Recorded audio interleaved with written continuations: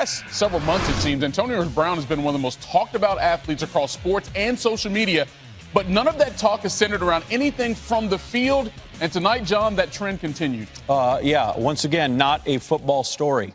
And former trainer accusing New England Patriots wide receiver Antonio Brown of sexual assault in a federal lawsuit filed Tuesday in the Southern District of Florida. In a copy of the lawsuit reviewed by ESPN, Brittany Taylor alleges Brown sexually assaulted her twice in June of 2017 and raped her in May of 2018. Woman says she originally met Brown while in college at Central Michigan. The two had a, quote, consensual personal relationship, according to Brown's attorney. The lawsuit is a civil complaint, and it is not clear whether Taylor reported her accusations to the police. More from Brown's lawyer, Darren Heitner, a statement that reads in part, Antonio Brown learned today that he has been named in a lawsuit filed in federal court in Southern District of Florida.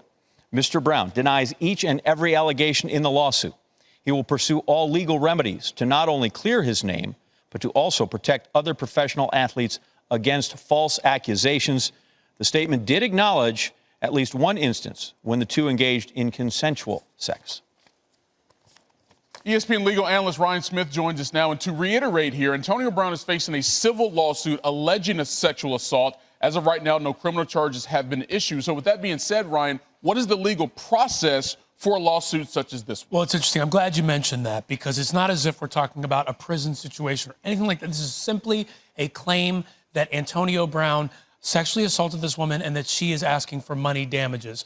Now, when you look at a case like this, the standard of proof, preponderance of the evidence, meaning it's more likely than not that based on the evidence, the conduct that she alleges occurred, much lower standard. So if this ends up in a civil court and this actually goes to proceeding, it just moves forward, then you've got sort of he's saying one thing, she's saying something else, and a jury has to decide basically who they think is telling the truth here. If you read through the lawsuit, some of the allegations are very disturbing, quite honestly, at times, and that would cause someone, a layman maybe who doesn't have the legal background that you have, Ryan, to ask this question.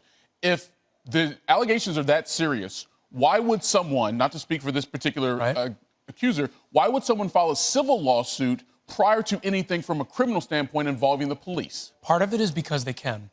You, in this country, just because you have something criminal has happened to you, just because you don't go to the police, and we don't know for sure if she did. It just appears at this moment that that did not happen, or maybe she did, or there's no police report, at least at this point, certainly helps us. But as a lawyer, that's what I look at too. I say, okay, has there been a criminal complaint filed? And then the civil suit possibly comes after. But in some cases, people do file that civil suit first because they say, no matter what happens with authorities or anything like that, I believe that I have been damaged in some way. I believe that I have been wronged and I deserve to be compensated for it. And what ends up being very interesting in this is when you start looking at the details of the lawsuit, she talks about the different conduct that happened, but she also mentions at one point that she confided in someone who worked for him. It's going to be very interesting to see how this proceeds, because if it actually does go to a civil trial, you have discovery, you have things like that, and those people will be talked to, and that information will shed a lot of light on what really happened in this situation. And again, Darren Heitner, the attorney for Antonio Brown, says they plan to maybe also pursue a civil suit against her in the opposite of what she's doing to them, because they believe this is all about a money grab. Ryan Smith, always good perspective, man. Appreciate it. Sure thing. All right. Adam Schefter on SportsCenter to look at the NFL football side of this story. And Adam, where does the NFL begin in its process on something like this?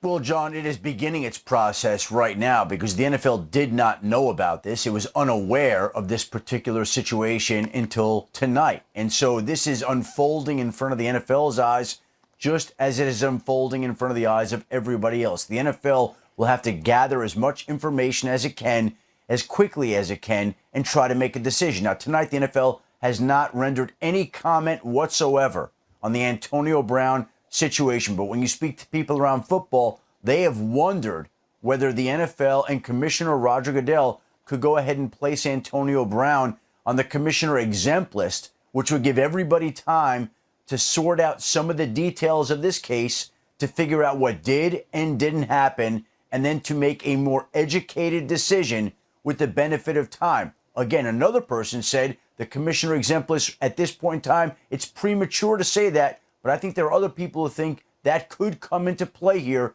We'll see how it plays out this week depending on what the league decides. Let me quickly follow up on that one because we're making the distinction here between civil and criminal. In the personal conduct policy for the NFL, right, they don't care. If you're a bad actor or have done something, right, they're free to do as they wish. Correct. And in this particular case, it would buy time for everybody because it's a civil lawsuit right now that don't involve other charges. All right, Brown scheduled for his first practice with the Patriots tomorrow. A Patriots spokesperson told the New York Times that the team had not heard about this lawsuit or any of the related allegations. How could this affect him? Because there is a business of football with the Patriots and people that watch television and watch football. Well, John, how does this affect him getting on the field? Yeah, what I would say is I think this caught the Patriots by surprise. Like a lot of people, they didn't know about it. Now, there are other people. Let me say, there have been grumbles about this over the weekend. There were people that texted me that something's going on. It sounded fishy, the whole situation. You don't know that it's going to wind up in a lawsuit the way that it did today. But the Patriots are processing all this, reading through everything, and trying to figure out what is the best thing to do from this point on. They have a decision to make here. And Antonio Brown, I think, has used up a lot of the goodwill that he had built up through the years over the course of the last off season or so. There are people who have questions about him. The New England Patriots are going to have to decide whether or not they have similar questions about him and what they want to do. Do they want to stand by a guy that they don't know, who has a questionable reputation from the last couple of months? Or do they want to go forward with a receiver that they were willing to sign because of how good and talented and dynamic he is? And I think that's something the Patriots right now are sifting through because, as I said, as is with the case with everybody else, they're seeing this for the first time and learning about it for the first time tonight. Yeah, so the lawsuit filed, but now the league and the team having to play catch-up. Adam Schefter, Antonio Brown, more to come for sure as this story develops. Thank you, Adam. Thank you, John. What's the first thing that goes to your mind when you see the picture of Brady and Brown together? Honeymoon period is going on for this marriage between these two stars. Yesterday, John Gruden was asked about Brown, said, we gave it a shot. Now New England gets their turn. Good luck to them. Them is Belichick and Brady, and here's the wedding. I really enjoyed being around him. He's a very smart football player. He knows how to play the game. I'm not buying into any hype or potential. I'm into work.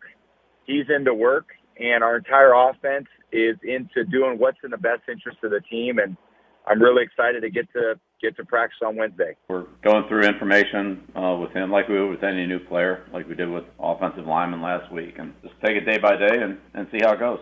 Get out on the practice field, and after Wednesday, talk about Thursday, and just go through the week. So see how it goes. Well, it's pretty well documented in both places that he was pretty disruptive. What makes you confident that he won't be that way here? That's the same thing you said about Randy Moss when we brought him in. Plenty of symmetry between Moss and Brown. After 2 years in Oakland, the Pats acquired Moss from the Raiders for a fourth-round pick back in 2007. AB2 joining the Patriots after a very brief stay in Oakland. At the time of Moss's arrival, he had nearly 11,000 receiving yards in a 9-year career with the Vikings and Raiders up to that point. Very similar to Brown, who has amassed over 11,000 receiving yards during his 9-year career.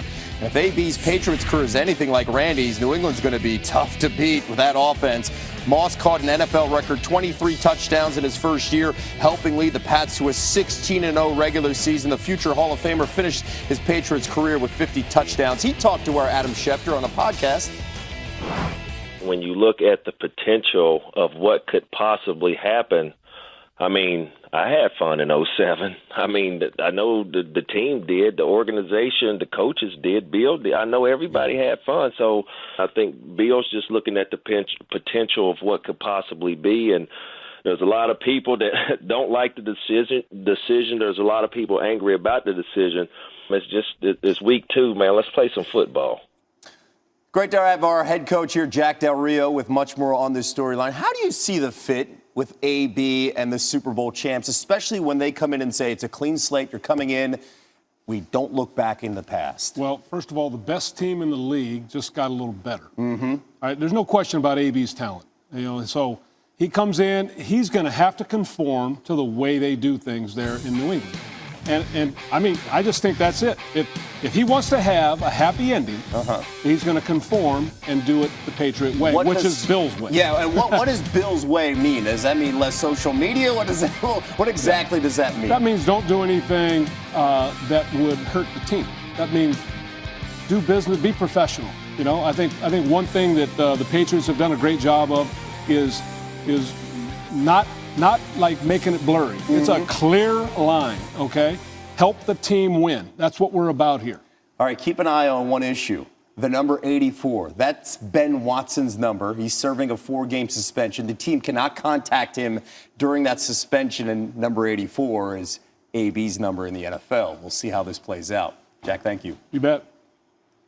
All right, that's going to be fun to watch for sure. How about them Cleveland Browns? Not so fun to watch if you're a Browns fan on Sunday. 0-1 after that listless home loss to the Titans. It was ugly. Instead of focusing on the reasons why they're 0-1, though, the headline out of Cleveland is Odell Beckham Jr. and the watch that he wore during the game. NFL rules only states that players cannot wear hard objects. The league says it will tell him he can't wear the watch, but OBJ says that conversation has not happened yet. None of this seems to be resonating, though, when you look at the quote that he put out today. He said if anybody else would have worn the watch, it was a $20 watch, it wouldn't be no problem. That's just my life. If it ain't this, it's something else. If it wasn't the watch, it would have been the way I tied my shoes. I'll still be wearing it. The watch. That's a quote from Odell Beckham Jr. today. By the way, the watch reportedly sells for between $191,000 and $350,000. Yes, for the watch that he wore in the game on Sunday. PTI, your thoughts? Wilbon, what does it say about the state of the Browns, your favorite team? Yeah. That Odell Beckham's watch has become a controversy. Look, you and others can become distracted by the Odell Beckham watch if you want. I don't care about that. I care about the fact it's a shiny, bright object for $190,000. That's okay. I like the dull object that's on the field in Cleveland that stunk it out over the weekend. They get the Jets, which is such a let's give them a win now to get them to 1-1 that they're not going to stink as bad. I don't care about this watch. Do you care? Wait a second. Are you saying the NFL flexed them into that? They probably did. Everybody wants them to hold. Everybody wants to talk them into being a Super Bowl team. So Odell Beckham Jr. is a guy who says he's very persecuted. He goes, all the wide receivers are persecuted. If it's not this, it's something else. It's about me. It's only about mine. And then he says, I don't want it to be about the watch. I want it to be about football. Then don't wear the watch. This is pretty simple. And if you say it's made out of plastic, who is paying $190 large for a watch that's made out of plastic? He didn't pay it. Somebody gave it to him, obviously. What's the guy's name? Richard Mille or something like that? Those kind of watches. I don't know. This watch costs $30. I once remember when you spend as much on a watch as cars cost. Don't make me go there. That was a long time ago when cars were cheaper. Cars very cheap then. That's an Odell-like alibi. Get out of here. Odell Beckham Jr., stop it.